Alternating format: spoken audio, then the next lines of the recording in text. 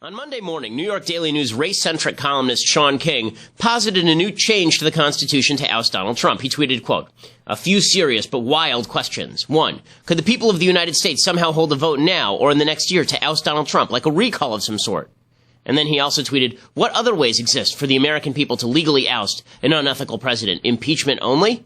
We have long since crossed a point where real Donald Trump is so dishonest, so unethical, that it is truly dangerous for our democracy. In layman's terms, what would it take for the USA to pass a constitutional amendment for a president recall, like California has for governor?" Apparently, Sean King was too busy tweeting to read the Constitution. You know, the document that answers this exact question many, many times. Impeachment is the only constitutional way of ousting a sitting president, of course, unless Trump is declared mentally unfit for office under the 25th Amendment by the VP and a majority of cabinet officers, or of such other body as Congress provides by law. But our constitutional system was designed to avoid the instabilities of parliamentary democracy, with its constant votes of no confidence, its constant elections, its shifting governmental powers.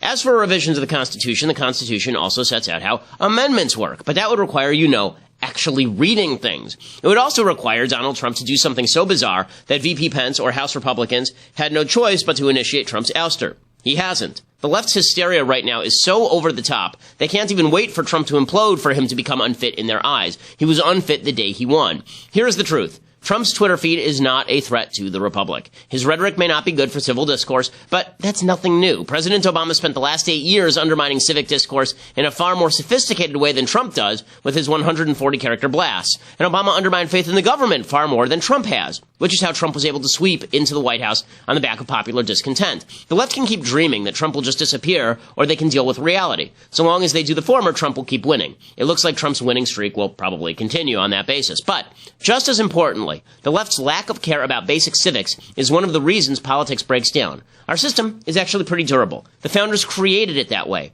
But the left doesn't care about the system, which is why the executive branch continues to accrue power. Civic ignorance leads to populism that favors powerful demagogues. If the left ever once read the Constitution and respected it, there might be an actual shot at a government of, by, and for the people, rather than an elected oligarchy every 4 years or so. I'm Ben Shapiro. This is The Ben Shapiro Show. Alrighty, so tons to get to. Obviously, Donald Trump tweeted something, and that set the world on fire. And we'll talk about whether what he tweeted was accurate or inaccurate, or whether it matters, or if the media have completely lost their mind.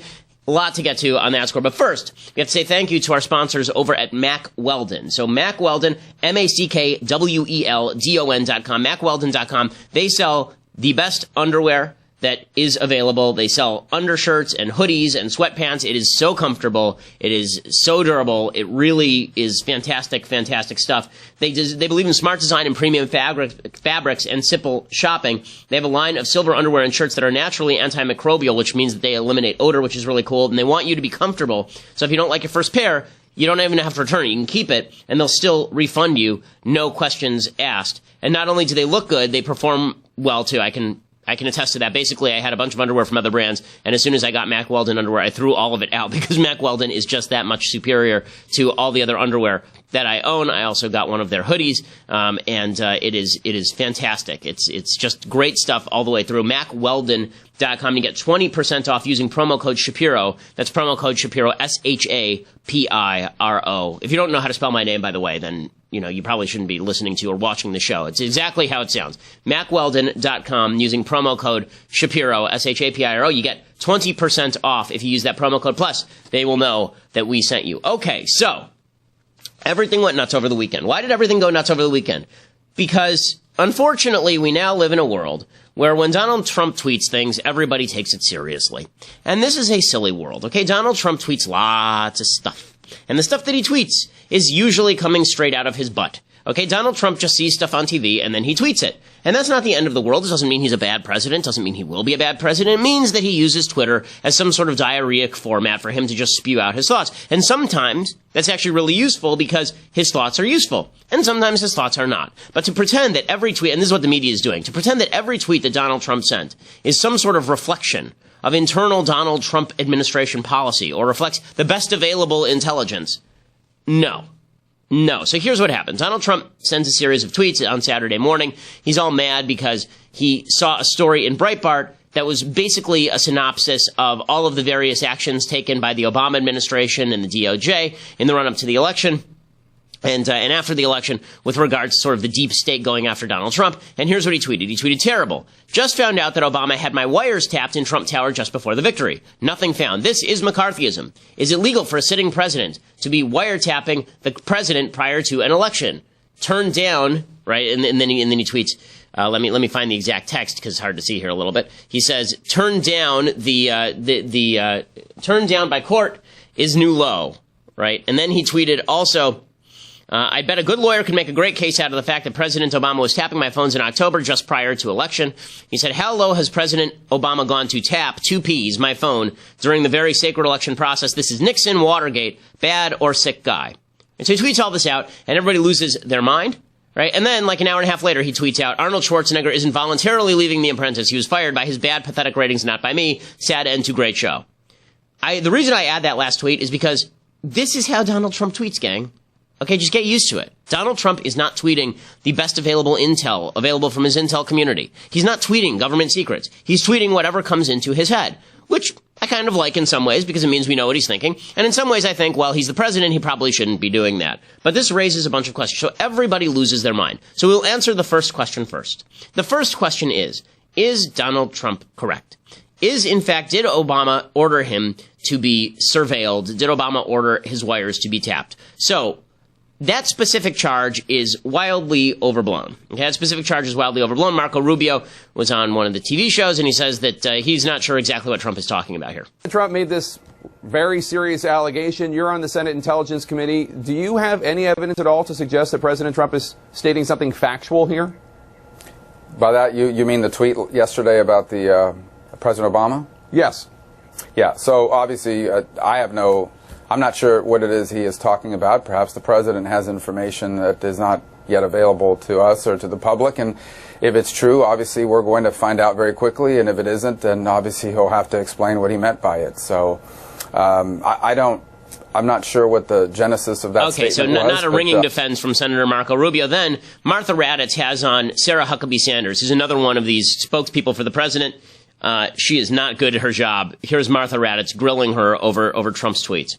Sounds like the White House is really doubling down on what President Trump as we should, Martha. Happened. If this happened, once again, this would be the greatest abuse of power and overreach that's probably ever occurred in the executive branch. But what about that certainly deserves you just to be saying, looked at?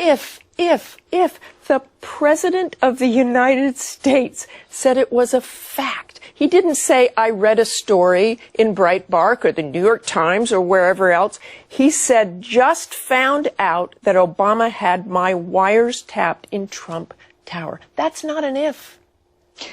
Look, I will let the president speak for himself, but in terms of where we are in the White House, our ask... You're a spokesperson. And I'm speaking about it right now. But you're backing off of it. You're backing off How of am what I backing President off Trump of it said? while I'm saying that I Because think that this saying happened and I think that the American people have a right to know. And I think that we should get definitive answers. I think we need to put out hard facts that show that this happened. I think we need to, well, then do it. And this is the problem. Okay, so James Comey, who's now, the left loves James Comey. So basically, James Comey just bounces around between being loved by various political parties. When he says that Hillary didn't commit a crime, then he's the best FBI director ever, according to the left. Then he says that we've reopened the investigation into Hillary's email, and he is the worst person ever. And then a week later, he says, well, we closed that. And then he says, oh, well, I guess he's okay. And now he's ripping on Trump, saying that this never happened, that Obama never ordered the DOJ to wiretap Trump. And suddenly he's everybody's friend again. Everybody loves James Comey, right? He's just the best. Everybody loves James Comey. And then, you have people responding to James Comey saying, so here's here's a White House spokeswoman, is again Sarah Huckabee Sanders, this morning, saying that Trump doesn't believe Comey when Comey says that Obama didn't wiretap him. Asked by Sarah Huckabee Sanders, spokesperson for the president. Sarah, thank you for joining us this morning. So we now know that the FBI director has told the Justice Department that President Trump's explosive claims are inaccurate. Does President Trump accept the FBI director's denial? You know, I don't think he does, George. I think he firmly believes that this is a storyline that has been reported pretty widely by quite a few outlets. The wiretapping has been discussed in the New York Times, BBC, Fox News, and we believe that Sarah, it should be looked at by the House Intelligence Committee. I have got to stop you right there. Every single article you just mentioned does not back up the president's claim that President Obama had him wiretapped. Not a single one of those articles backs that up. So what is the president's evidence? It does back up the fact that the administration was wiretapping American citizens. There was a wide reporting suggesting that his administration, whether it was directly ordered by this president specifically, his administration could have done that. Okay, so there's a lot of wiggle room here. Now, I'm going to get to the wiggle room in a second and the fact of what actually happened here. But here's the reality of what basically happened. Donald Trump read some reports. He then did a very summarized version of those reports that was not quite accurate, and then the media blew up with it. And so every scandal basically follows this pattern. Every scandal basically follows this pattern for the left, okay? Donald Trump tweets something. It is not accurate, but it has a connection to reality, right? This is how Trump operates. He says something that's not quite accurate, but it has a connection to reality. The left goes, that's false, and it has no connection to reality. And then the right says, no, but it does have a connection to reality. And then the left says, you're all liars, it's fake news. And then the right goes, but it's not fake news, because you know what? Obama was involved. His administration was involved in asking FISA courts for wiretaps on people related to the Trump campaign. And then we just repeat the cycle. So basically you end up with one side saying everything Trump ever said is a lie, and the other side saying everything Trump ever said was true, when the truth is that Trump says really silly things on Twitter all the time that are summaries of a reality that is a little exaggerated, and then the left says nothing he ever says is true, which is also really silly and really stupid. Okay, so basically it's a bunch of stupid people hitting each other with clubs. That's basically the news today. Okay, and is this the end of the Republic? Is this crazy? No, it's not, but the media are treating it like it's the end of the Republic. Look at Mika Brzezinski just losing her ever-loving mind over this. It's really pathetic. When you are out speaking for President Trump, I would urge you not laugh at yourself, because this is not funny. This is really bad. Just for the record, we're all really nervous. So if people out there feel nervous, we do too. And we don't think this is funny. Oh, give me a freaking break. Oh my God. What are we gonna do? Mika and Joe sat in Trump Tower with Trump the entire campaign basically kissing his ass. And now, oh my God, he tweeted something and it was mean to Obama and it's not accurate. Who did you think you were talking to all this time? Did you think that you were talking to the king of accuracy, Donald Trump? Who did you think you were yucking it up with this entire time, Mika?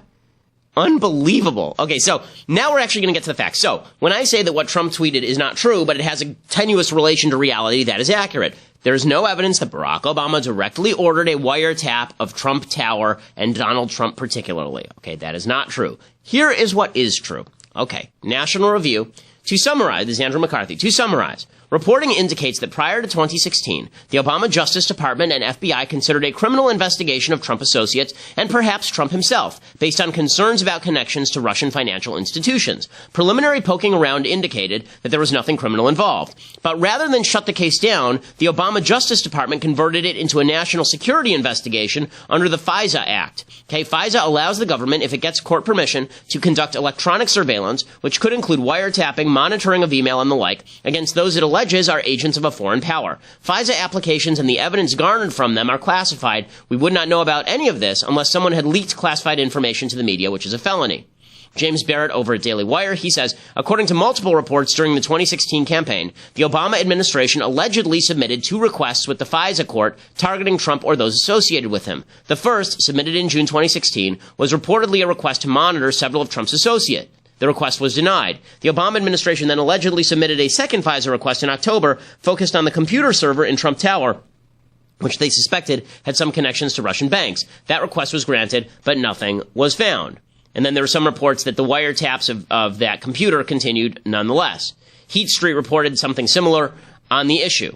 So we really don't know the extent of the wiretaps. We know that the FISA court refused one application and granted another, or at least that's the report.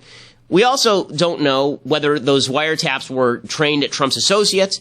They weren't trained at Trump himself by any of these reports. None of these reports say Trump himself was tapped. So we also don't know if the information is being gathered because we were wiretapping Russian sources and we caught like Mike Flynn on the line talking with the Russians. So in other words, there's a lot of information that the intelligence community was concerned with the connections between Trump and Russia.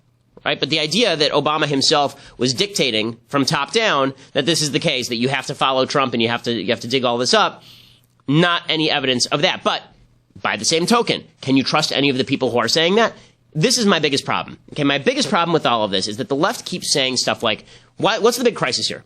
Let's just stop there for a second. What is the big crisis here? I'll tell you what the big crisis is after we say thank you to our sponsor, which is today, which is the USCCA, United States Concealed Carry Association. So, if you are very into the Second Amendment, if you want to defend yourself, if you feel like guns are the best protection of all the other amendments, then you need to talk with my friends at the United States Concealed Carry Association. They provide industry-leading firearms education. They have classes, they have training, they have self-defense insurance. So if, God forbid, somebody breaks into your house and you have to shoot them and then you need a defense lawyer, then USCCA helps you take care of it. And right now, they're doing something really cool, the U.S. Concealed Carry Association. They're going to buy 10 of my listeners specifically, the gun of their dreams. You're about to get 10 chances to win $1,500 for any gun that you want. Just visit defendmyfamilynow.com to enter. Defendmyfamilynow.com to enter. Doesn't cost anything. No restrictions. You can pick any gun, any brand, any caliber you want. Defendmyfamilynow.com to enter, and you get $1,500 toward the gun of your dreams if you win their little lottery here. It's defendmyfamily.com. Defendmyfamilynow.com right now and check it out. Again, USCCA, this is a cause I feel passionately about. I feel very passionately about the Second Amendment, about gun ownership, about the right to self-defense, about the right of collective self-defense against an overreaching federal government. USCCA, these are the people that help make that right a reality. United States Concealed Carry Association, go to defendmyfamilynow.com, defendmyfamilynow.com, and check out all the services they have to offer. Plus, you have a shot at winning that $1,500 for any gun that you want, which is a pretty awesome deal. Okay, so what is the big issue that the media are focused on here? What's the big issue? If it's just not true, let's say that it's just not true, then what's the big deal? So Trump tweeted something out that's not true. Would this be any grave shock to anyone? Yeah, this is a guy who tweeted for 3 years that Barack Obama wasn't born in the United States. So, no, it's not no, I'm sorry. I'm not going to get all exercised about Donald Trump tweeted crap. But what they're saying is this undermines the foundations of democracy. It undermines what democracy is all about. Democracy was already undermined, folks. Democracy was already undermined. Okay, all of the people who are currently denying that anything happened from Obama, all of those people can't be trusted. So, for example, James Clapper was the director of national intelligence under President Obama. And here is James Clapper talking about how he ordered no wiretap of the Trump campaign. This idea that maybe President Obama ordered an illegal wiretap of his offices. If something like that happened, would this be something you would be aware of? I would certainly hope so. I can say, obviously I can't speak officially anymore, but I will say that for the part of the national security apparatus that I oversaw as DNI, there was no such wiretap activity mounted against the president-elect at the time, or as a candidate, or against his campaign.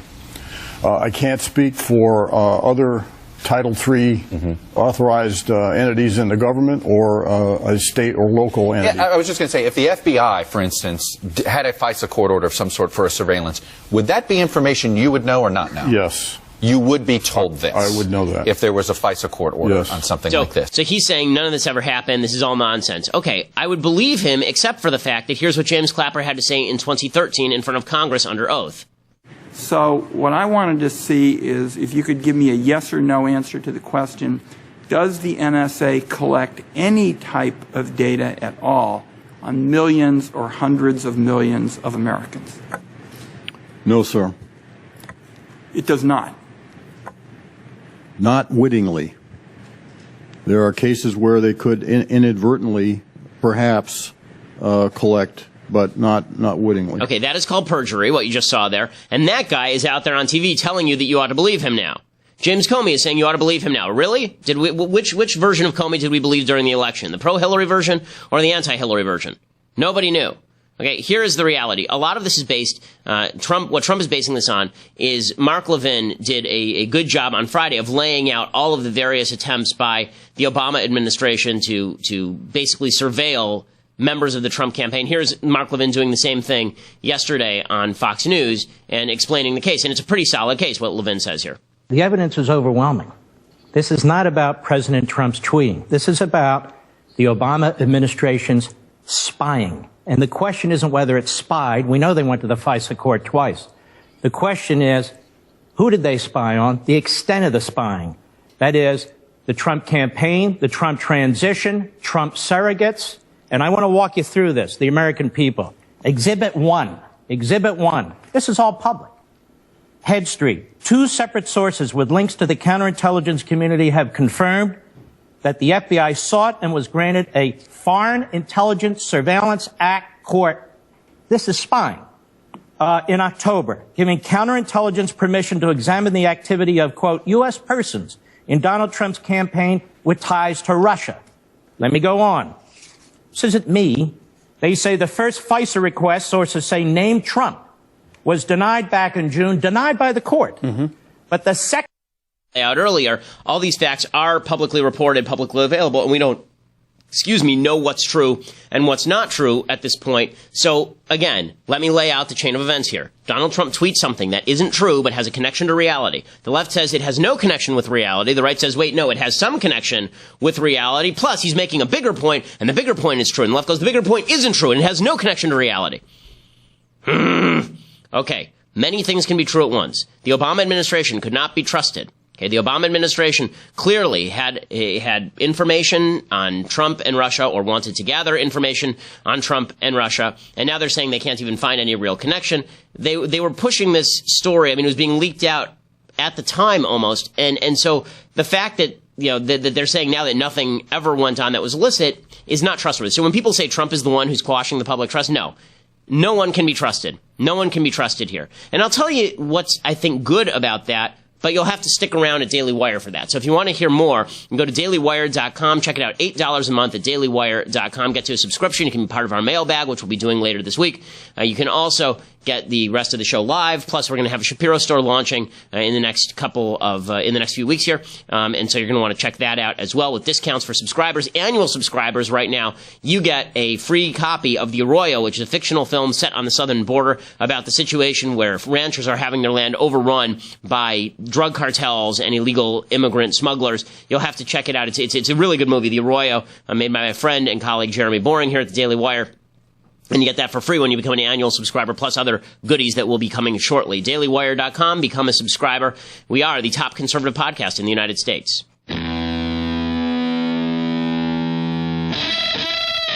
So the Democrats are struggling to figure out exactly what the narrative is here. Is the narrative that Trump lied? Is the narrative that Trump is exaggerating? Is the narrative that Trump is an authoritarian? Or is it that these accusations are true? They don't know which narrative to quite follow here. So Nancy Pelosi says that Donald Trump requesting an investigation into wiretapping, this is authoritarian stuff. You're part of the Gang of Eight. That's a group of House and Senate leaders, both the leadership and the leadership of the intelligence committees that would be privy, one suspects, to such information. Do you have any idea what he's talking about?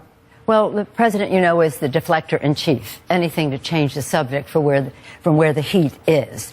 And as one who has been engaged in intelligence, a member of the Gang of Eight for a long time, I can tell you that it's just ridiculous for the President Trump, to say that President Obama would ever order any wiretap of an American citizen, any president. That's just it's just ridiculous. Now, here's another thing to mention here. Okay, the fact is that the president never has to order a wiretap of anybody. The president can just know that they want a wiretap, and people do it.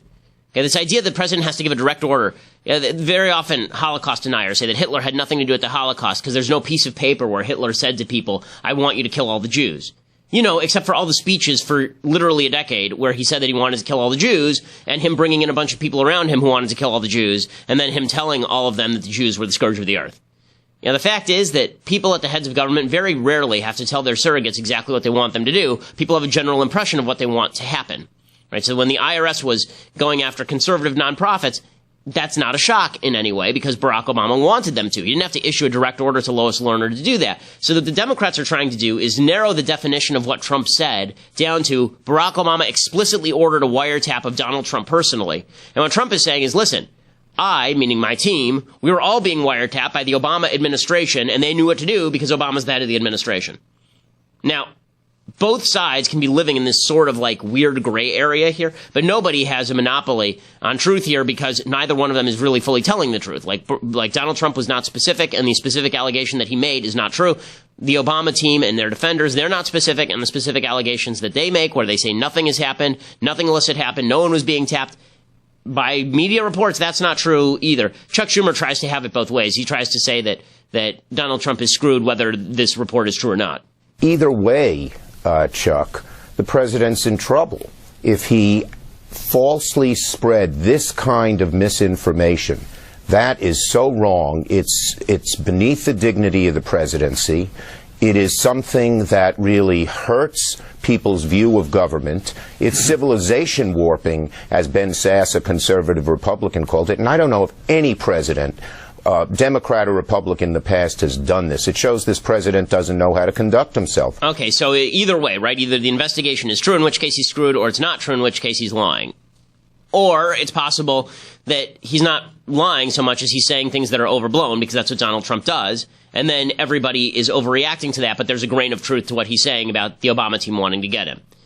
And now, the irony of all of this is that a lot of this is built on the presupposition that Donald Trump was working hand in glove with the Russians. Chris Coons, who's a Democrat from Delaware, he's been making that claim for a while. He came out yesterday and he admitted we don't really have any evidence that any of this is happening. If I may, I want to talk about the broader story here. Do you have any evidence at this point? And this investigation has been going on for a long period of time. We know that the FBI and intelligence sources were looking at this at least since October, because that's when they all came out and said that the Russians were interfering. Do you know of any hard evidence of collusion between what I call Trump world and the Russians to interfere in this presidential campaign? Not suspicions, not contacts, but evidence of collusion. Chris, I have no hard evidence of collusion. I think what hard evidence there may be will be discovered either through a full release of President Trump's financial interest and concerns and taxes, or the intercept. Okay, so everybody's doing the same thing. Kuhn says we have no hard evidence, but it'll be found in investigation. And Trump's saying, I have no hard evidence, but it'll be found in investigation. Basically, nobody is telling you the truth. They're all fibbing to you, and none of them are willing to be specific about their allegations, because that would actually require them to be held accountable for the allegations that they make, which is frustrating. It is also not the worst thing in the world. Now, here is the upside to a bunch of people lying to you. Okay, so here's the upside of a bunch of people saying things that aren't true and that are silly. Upside number one. Barack Obama was, the presidency has become this very hallowed institution, this honored institution, basically the central institution of American civilization rather than the legislature. The legislature was supposed to be. That's why it's Article 1 of the Constitution. It has all the lawmaking power. The presidency has become sort of the leadership center of the American government, which is really unfortunate. And part of that is because of the rhetoric of the presidency. So really beginning with Franklin Delano Roosevelt, the idea that the president was supposed to be this great gifted rhetorical leader who was going to lead the nation forward with the things that he said. You know, Barack Obama didn't do a lot of stuff, but he said a lot of stuff. And the stuff that he said was so meaningful. And we all had to pay such deep attention to everything that Barack Obama said in his mellifluous voice, right? Everything had to be taken very seriously. Along comes Trump. And it seems to me that the best way to analyze the Trump administration is just to basically ignore everything Trump ever says and just pay attention to what he does. Now, I understand that this is a different model of the presidency, but it's actually more like the model of the presidency that originally existed. The president was basically supposed to be a silent guy who's at the head of government, didn't talk a lot, didn't say a lot, just kind of did stuff. He was the executive branch, right? He executed. You don't expect your police officer to be the greatest talker in the world. You expect him to execute the law. Right? You don't care if the repo man on your car is a great talker. He's the guy executing the law. The idea here that the president is supposed to be some sort of wondrous rhetorical leader, and, you know, we all admire the rhetoric of people like Abraham Lincoln or George Washington. The fact is the vast majority of presidents up through FDR really didn't say a lot. They really didn't. Woodrow Wilson said a lot. TR said a lot. Nobody else really said a lot. Virtually all of them basically sat in the White House and did their job. It seems to me that the unintentional consequence of Donald Trump saying a lot of random crap is that eventually people are just going to tune it out. You know, I have 2 young children under 3. When they scream all the time, it just becomes a drone, okay? When I have a 3-year-old, and I've told her this, you know, if you scream a lot, Daddy can't understand what you're saying because it hurts my ears. Okay? And this is the same case with President Trump. If President Trump keeps just screaming things on Twitter, and the media just keeps screaming things, eventually people are just going to tune everything out. Now, the downside to that is that means that everybody gets to make their own narrative because truth no longer has sway, and that's a really dangerous thing I've talked about on other shows. But there is an upside institutionally, and that is, if we stop worrying so much about the president said X, we must take him very seriously, and we just pay attention to what he does, maybe we have a better government because of that. Maybe the unintentional side effect is that we have a better government. Now, there are going to be a lot of people who say, well, we should pay attention to what Trump says because he has important things to say. Well, if he has important things to say, he should do a better job of saying those and not saying stupid things. Okay, Donald Trump has a responsibility. If he wants the wheat to be separated from the chaff, he needs more wheat and less chaff. If he wants people to pay attention to the important things he has to say, and I agree some of the important things he has to say are important, he needs to not say silly things at the same time. But if the overall impact of this kind of post-truth world in which we live is that we don't pay as much attention to the media except when something's actually happening, and we don't pay as much attention to the rumors, and we don't pay as much attention to the innuendo and the speculation, and we don't pay as much attention to Donald Trump's Twitter feed, maybe that's not a bad thing. Maybe it's a good precedent for the future, actually. You know, that's something that could actually be an unconscious and unintentional side effect of the overwrought nature of the political discourse that's currently happening. Because God knows, you know, if we're going to have it be at this pitch and tenor over Donald Trump tweeting something out of his butt, then it's going to be, I mean, it's been a long, it's been like 40 days since he took office. Doesn't it feel like it's been about 15 years since he took office? And that's because when people are loud, it's very tiring. Okay, Donald Trump is a loud guy. The media are loud in response. The Democrats are loud because they're all losing their minds.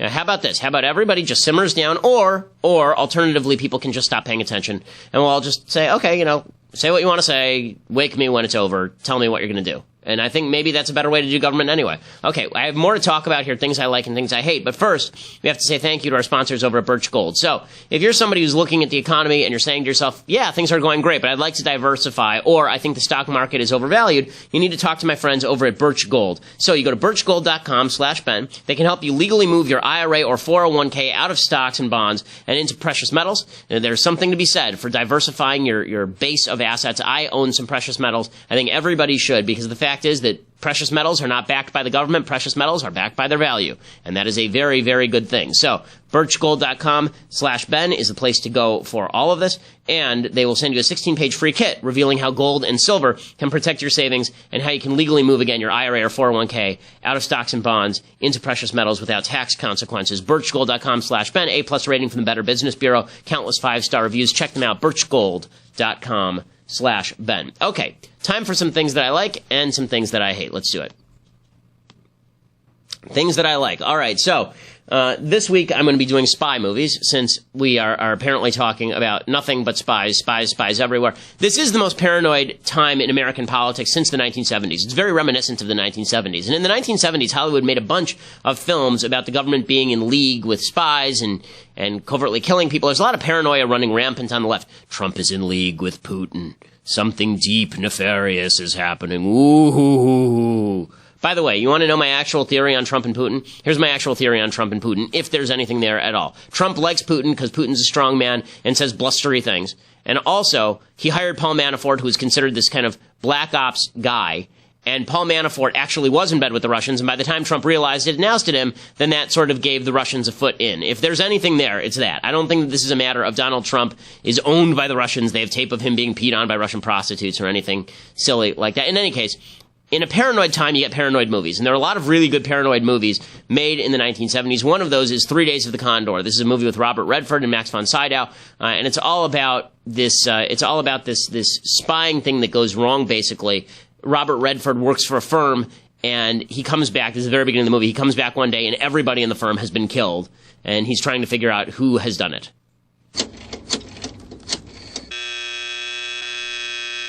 This is the Major. This is Joe Turner.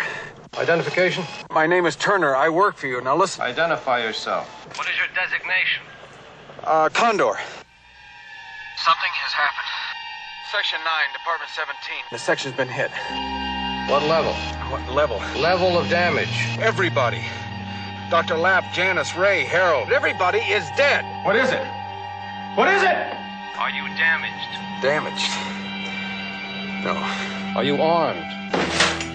Identify the armament. It's a .45 automatic. Will you guys bring me in, please? I'm not a field agent. I just read books. This is the panic office. Section 917 may have been hit. Hit confirmed. It was a quality work. Clean, fast, first rate. Except they overlooked one item. You say one of my people is still okay? Condor, you know him? No. So So I'm not going to give away the plot, but it is a good, intense movie. Again, a lot of the film is this paranoia with regard to the CIA, paranoia with regard to how the government works, and you're actually seeing it on both sides. You have Trump, who's paranoid about the CIA targeting him, and you have the left paranoid that Donald Trump is going to target them. And so I think that you're going to see more movies of this ilk. We'll talk about some more of those spy movies as we continue. It's always interesting to see how Hollywood shifts based on who the president is. So during the Obama presidency, we had a lot of race-based films. During the Trump presidency so far, it looks like Hollywood is greenlighting a lot of films that have this sort of law and order bent, which is not unusual. They did this during the Reagan years as well. We'll see if they, my theory is they're going to greenlight a lot of conspiracy-minded stories exactly like this one because people have a lot of conspiracy theories out there. Good movie, 3 Days of the Condor. Check it out. Okay, time for some things I hate. So, my wife and I were looking for a movie to watch on Saturday night, and we'd seen the preview for Allied. Now, I like good old-fashioned war picks. Allied is this film with Brad Pitt and Marion Cotillard, and the basic premise of the film, which they gave away in the trailer, is that she is suspected. He's a spy, she's a spy. They both end up falling in love during World War II, and then she is suspected of actually being a German agent. And what does he do about that? That's the premise. Okay, so sounds like a good setup for a film, right? Sounds like an interesting premise for a film. And in fact, the trailer is pretty good, right? I mean, do we have a little bit of the trailer here?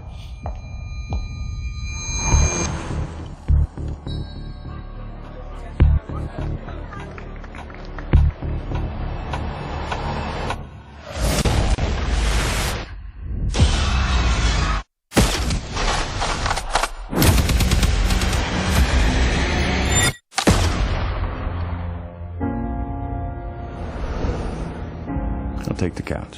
You'll sleep on the roof. In Casablanca, that's where husbands go. They're watching us. Now kiss me.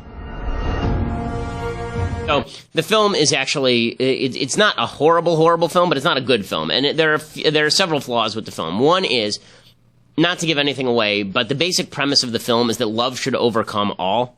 In the middle of World War II, it's very difficult to make that contention. And when you're fighting the Nazis, and there are scenes where London is being bombed because they move back to London, it's very difficult to make the contention that love should overcome all when literally people are dying because of this relationship. So, that's something that's very bothersome from a moral level. I didn't like the kind of baseline moral of the thing, which would be that everything would wind up naturally if love could overcome war. Okay, the Nazis were really bad, it turns out. Okay, also, the other thing is that, so Brad Pitt is legitimately the worst actor living.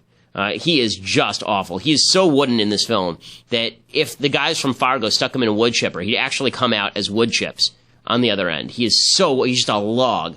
I mean, I turned to my wife and I said, is he supposed to be sad now? Is he happy? I can't tell. And there's no chemistry between them whatsoever, which is really funny because there are rumors they were having an affair. If so, it's just an old people affair because it just doesn't show up on screen at all because, I mean, she can act. Marion Cotillard's actually a really good actress. And she is just acting with an inanimate object. I understand that Brad Pitt is a good-looking fellow. Although, Brad Pitt's 53 years old. Isn't that amazing? Brad Pitt is 53 years old. He's really getting up there. And he looks like he's about 45 in this film. And she looks like she's about 35 in this film. The film would have worked a lot better if everybody were younger. If this had been like a 30-year-old and a 25-year-old, this would have worked a lot better because there would have been an innocence to it that just doesn't exist when everybody is middle-aged. But, the fact that Brad Pitt is such a terrible actor. In this film, it really shows. In fact, there's been a long-standing Hollywood rumor about Brad Pitt's acting that it's so bad that in every scene, if you're a good director, what you try to do is have Brad Pitt eating something so that his mouth is full of something when he's talking. So if you watch Moneyball, every scene, he's chewing gum. Every scene, he's got a prop that he's holding, right? Something to distract you from the fact that the guy can't act his way out of a paper bag. He's really quite awful in this film. Again, very disappointing. The costumes are beautiful. It's just stagnant. It doesn't move. And then the ending is bleh. So, don't see Allied, in other words. Okay. Other things that I hate. So Charles Murray, who's the author of a great book called Coming Apart, real public intellectual, and works at American Enterprise Institute. He got a lot of flack. I talked about this a little bit last week on Friday. He got a lot of flack for writing a book called The Bell Curve with Richard Herrnstein, in which he explicitly said that any IQ differentials could possibly be environmentally explained, but he didn't talk about that. He just said, here's the data. You can like the data or hate the data, but the data is the data.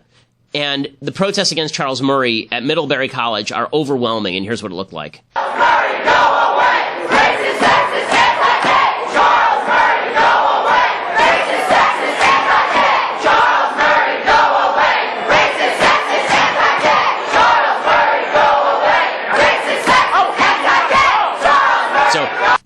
have been the object of such protests before, and it's always the same chance. I mean, no matter who is speaking, it's exactly the same chance. They don't even get creative about it. They don't say, Charles Murray's theory of IQ is flawed in several major ways, right? It's always racist, sexist, anti-gay. Okay, like, anti-gay? Well, what are they even talking about? Charles Murray his second book, his second major book, right, Coming Apart, is all about differentials in the white community. He specifically did Coming Apart because of the blowback from the bell curve. He said, listen, I'm not going to get into racial politics again, so how about if I just look at cultural differentiations inside white folks? Because that way people can't accuse me of being a racist when I talk about cultural differentiation. Doesn't matter. He still gets batted around, slapped around.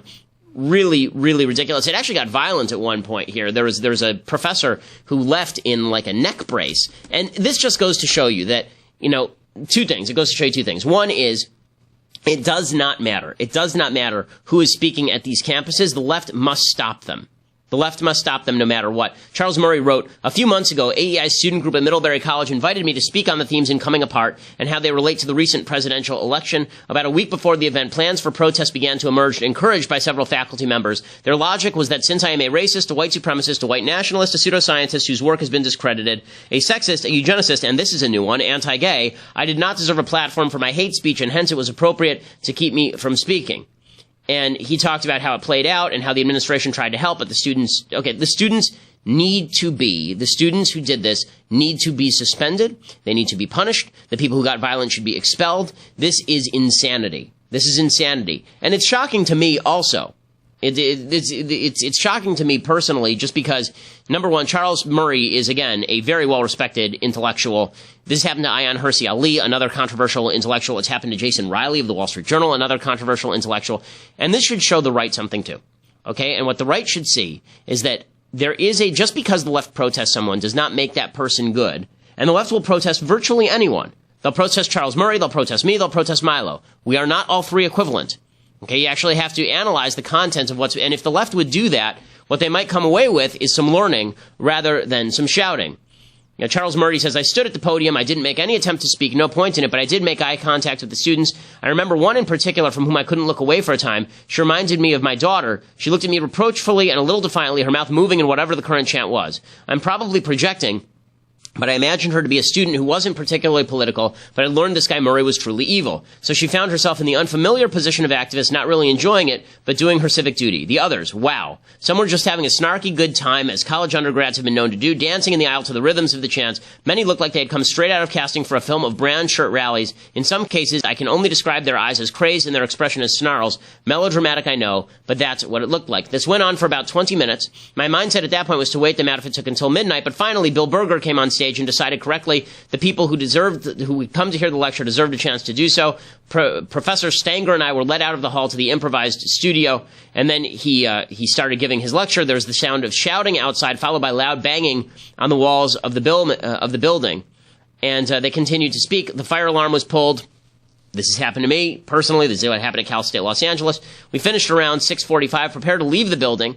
Alice and Bill and I, by this point I saw them as dear friends and still do, were accompanied by two large and capable security guards.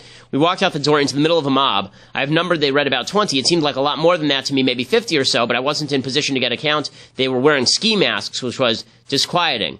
A big man with a sign was standing right in front of us, wasn't going to let us pass. I instinctively thought we'll go around him. That wasn't possible.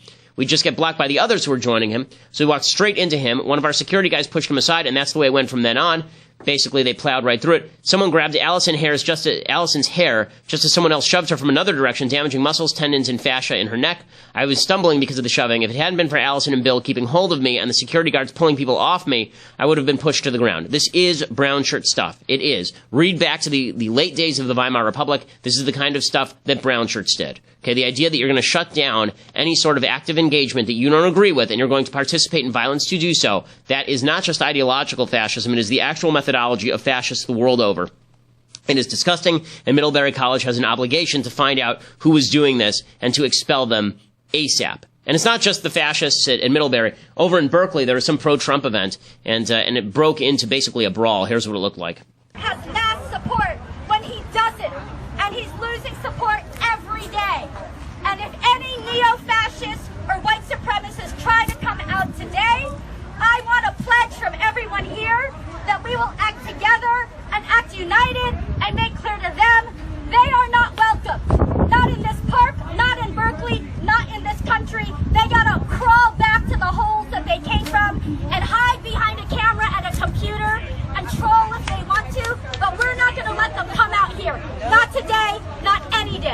Okay, so they're not going to let them come out here. And again, it's this mentality. And you see, it's not just coming from, the most violent among you. It's like this prim and proper young woman, I guess, who's shouting that they're going to use the methodologies of violence to shut it down. They did. And in fact, there are pictures. You can go to dailywire.com. You can see what it looked like. There was an actual brawl that broke out.